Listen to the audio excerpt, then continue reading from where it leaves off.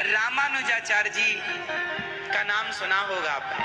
भगवान श्री रामानुजाचार्य, इस कलयुग की घटना। एक बार रामानुजाचार्य जी, गर्मियों का समय था, अपने शिष्यों के साथ रंगनाथ भगवान का दर्शन करने जा रहे थे। घटना है दक्षिण भारत की। रामानुजाचार्य जी अपने शिष्यों के साथ रंगनाथ भगवान का दर्शन करने जा रहे थे।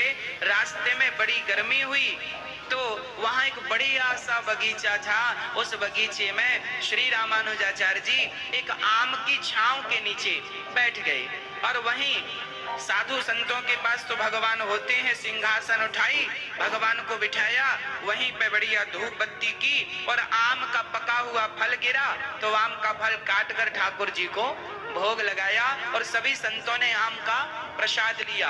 तब तक वहां से कोई गुजरा तो रामानुजाचार्य जी ने पूछा कि भैया ये बगीचा बड़ा सुंदर है, ये बताओ ये बगीचा किसका है? तो वहां के लोगों ने बताया, महाराज ये बगीचा यहाँ की एक प्रसिद्ध वैश्या है, उसका ये बगीचा। अब रामानुजाचार्य जी दंग रह गए, हे भगवान हमने वैश्या का खा लिया, वैश्या के बगीचे की छाया ले ली और वैश्या के बगीचे का आम खाया, बड़ा अपराध हो गया। तब तक वैश्या को पता चला कि मेरे बगीचे में बड़े साधु रुके हैं उच्च कोटि के। ओ वैश्या और बड़ा सुंदर एक थाल में सोना चांदी हीरा मोती उसने उसके पास कमी छोड़ी थी और बड़ी पैसे वाली थी और सजा धजा करके लाई और कंद मूल फल भी लाई और रामानुजाचार्य जी के चरणों में कहा, महाराज ये सोना चांदी हीरा मोती सब आपके चरणों में लाई हूँ, मुझ जैसी पापनी स्त्री का भी आप कल्याण कर दीजिए। रामानुजाचार्य जी ने मन में सोचा कि इसको हम श्राप तो नहीं दे सकते क्योंकि हमने इसकी छाया ग्रहण, देखो छाया का क्या अर्थ है, जिसकी छाया लो ना उसके बारे में कभी बुरा नहीं सोचना चाहिए। जिसकी छाया में रहो और जिसका एक घूंट पानी पिया है, जिसका एक दाना खाया है, उस व्यक्ति के बारे में कभी बुरा नहीं सोचना। रामानुजाचार्य जी ने कहा, बेटी तू भले वैश्या है परंतु अनजाने में ही सही हमने तेरे बगीचे की छाया ली और तेरे बगीचे के फल खाए हैं और तू ये सोना चांदी हीरा मोती लाई है ना, तो सुन हमने तेरी छाया स्वीकार कर ली, अब तू ये सारा अपना सामान उठा और यहाँ से जा, हमें कुछ भी इसमें से स्वीकार नहीं करना। हम सोना चांदी का क्या करेंगे, साधु आदमी क्या करेंगे इन रत्नों का? हमारा सबसे बड़ा रत्न तो हमारे रंगनाथ भगवान है, हमारा सबसे बड़ा धन तो हमारे श्याम सुंदर है, हम इन धन का क्या करेंगे? जाओ। उस वैश्या ने कहा, महाराज मेरी ये सेवा स्वीकार कर लो।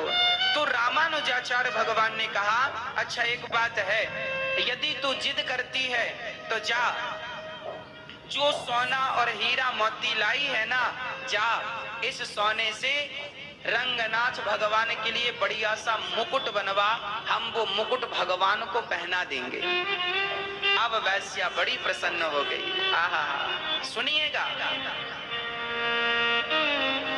वो वैश्या बड़ी प्रसन्न हुई और एक बढ़िया से सुनार के पास गई और बोली, सुनो बिना मिलावट के अच्छी से अच्छी क्वालिटी का काम करना और बढ़िया मुकुट बना कर दो, कोई मिलावट ना हो और अच्छी मुकुट हो और जितना बढ़िया रत्न लगा सकते हो लगाना। उस वैश्या के पास भी बड़े बड़े रत्न थे, वो बहुत सुंदर थी, बड़े बड़े राजा महाराजा उसके पास आते थे तो कोई बड़ा हीरा लाता था, कोई बड़ा रत्न। उस वैश्या ने कहा, आज रंगनाथ भगवान की सेवा में ये सब जा रहा है, सफल हो गया। उसने सारा रत्न निकालकर सुनार को दिया, इस मुकुट में ऐसे रत्न लगाना कि ये अद्वितीय मुकुट बने। सुनार ने भी बढ़िया काम किया और बढ़िया सुंदर सोने की मुकुट में हीरे मोती जब जड़े, इतना बढ़िया मुकुट बना। वैश्या लेकर चली, वैश्या ने सोने की थाल सजाई, मुकुट रखी, लाल कपड़ा उड़ाया, सखियों के साथ चली रंगनाथ भगवान को मुकुट देने के लिए। पर जैसे ही वो घर से चली और रंगनाथ भगवान के मंदिर में पहुंचने वाली थी, मतलब 200-300 मीटर की दूरी थी, तभी उसको मासिक धर्म स्टार्ट हो गया, रजस्वला हो गई। अब रजस्वला हो गई, अब तो वो वैश्या मंदिर में नहीं जा सकती। रामानुजाचार्य भगवान को बुलाया गया। वैश्या ने कहा, महाराज ये मुकुट तैयार हो गया है, ये मुकुट ठाकुर जी को पहना दो, जब मैं पवित्र अवस्था में आऊंगी तो भगवान का दर्शन दूर से कर लूंगी। रामानुजाचार्य जी ने पुजारियों से कहा, ये रहा मुकुट और भगवान को बढ़िया सा मुकुट पहनाओ। अच्छा, हाँ। अब रामानुजाचार्य जी ने दिया, पुजारियों ने मुकुट पहनाने को जैसे सिर पे रखा, रंगनाथ भगवान का सिर ऊंचा हो गया। पुजारियों ने फिर स्टूल लगाया, चेयर लगाई, उस पे खड़े होके मुकुट पहनाया, फिर भगवान ऊंचे हो गए। कभी भगवान नीचे हो जाए, कभी भगवान ऊंचे हो जाए। अब पुजारियों ने कहा, प्रभु ये क्या लीला कर रहे हो, 1 घंटा हो गए भगवान मुकुट पहनते ही नहीं। बड़े परेशान पुजारी, रामानुजाचार्य जी को बुलाया गया, प्रभु ये भगवान तो मुकुट पहनते ही नहीं। पुजारियों ने कहा, प्रभु क्या चाहिए बताओ तो सही। तब रंगनाथ भगवान बोल पड़े, सुनो, जिसने मुकुट बनवाई है हम उसी के हाथ से पहनेंगे। अब वो वैश्या बाहर खड़ी, और वो भी मासिक धर्म में अपवित्र, पर भगवान त्रैलोक के पति कह रहे हैं कि हमें उसके हाथ से मुकुट पहननी है, तो कौन बात टाले। वैश्या को बुलाया गया, सुनो रंगनाथ भगवान तुम्हें बुला रहे हैं, तुम अपने हाथ से मुकुट पहनाओ। और वैश्या गई, मुकुट उठाया, और जैसे ही रंगनाथ भगवान के मंदिर में चढ़ी, मंदिर के पास पहुंची वैश्या, तो क्या हुआ, बारमुखी के मुकुट को रंगनाथ को सिर नयो। अर्थात वैश्या जैसी मंदिर में चढ़ी, भगवान ने अपना सिर झुका लिया, आगे बढ़ा दिया, अपना सिर आगे बढ़ा दिया कि जल्दी से मुझे मुकुट पहनाओ। वैश्या ने मुकुट जब पहनाए, सारे पुजारी देखते रह गए, वाह भगवान, ये आपका न्याय अच्छा नहीं है। क्यों?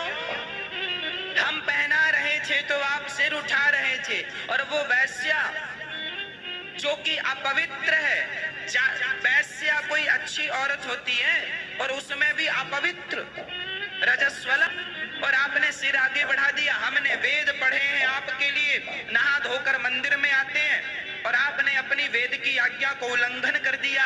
देखो आपने ये गलत कर दिया। पुजारी कह रहे हैं भगवान से आपने गलत किया, आपने उसके हाथ से मुकुट पहन ली, तो अब एक काम करो, उसी वैश्या से पूजा कराओ, हम पूजा नहीं करेंगे आपकी। हम बड़े पंडित बने घूमते थे, अब उस वैश्या में और हम पंडित में क्या अंतर रह गया।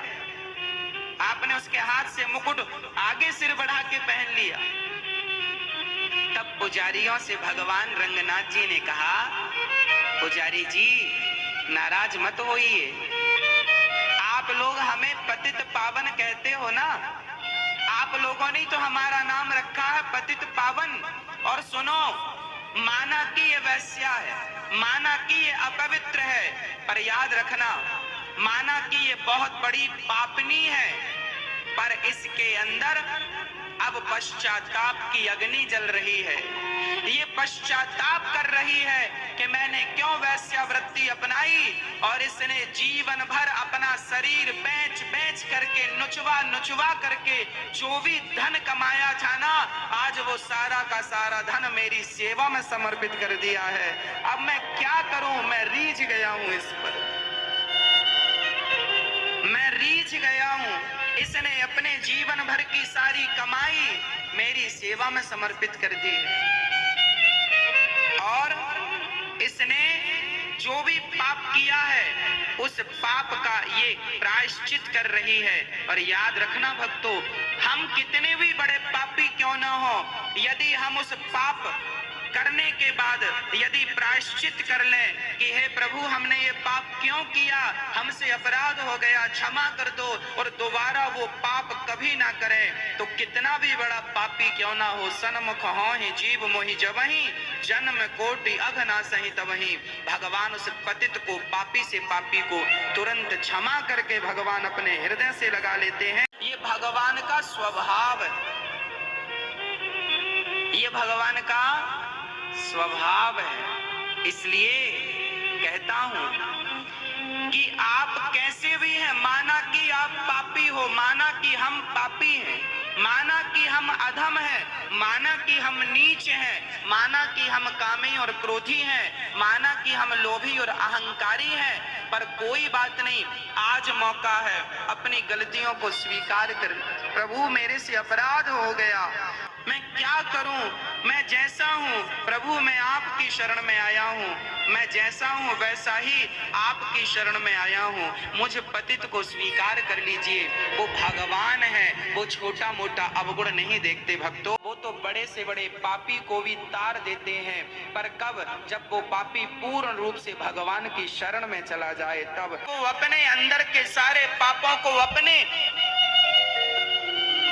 अंदर के पापों को अपने प्रायश्चित की अग्नि से जलाकर भस्म कर दे तो मैं माफ कर देता हूं। इसलिए आप किसी की शरण में ना जाकर केवल भगवान की शरण में, श्री बिहारी जी की शरण में, रंगनाथ भगवान की अर्थात नारायण की शरण में जाइए, भगवान कृष्ण की, भगवान राम की शरण में जाइए। हे प्रभु आप ही हमारे हैं और कोई नहीं। भगवान बड़े दयालु हैं। उस वैश्या पर भगवान ने कृपा की, और जैसी भगवान को मुकुट पहनाया ना, उस वैश्या के प्राण निकल गए, एक दिव्य ज्योति निकली और भगवान के चरणों में समा गई।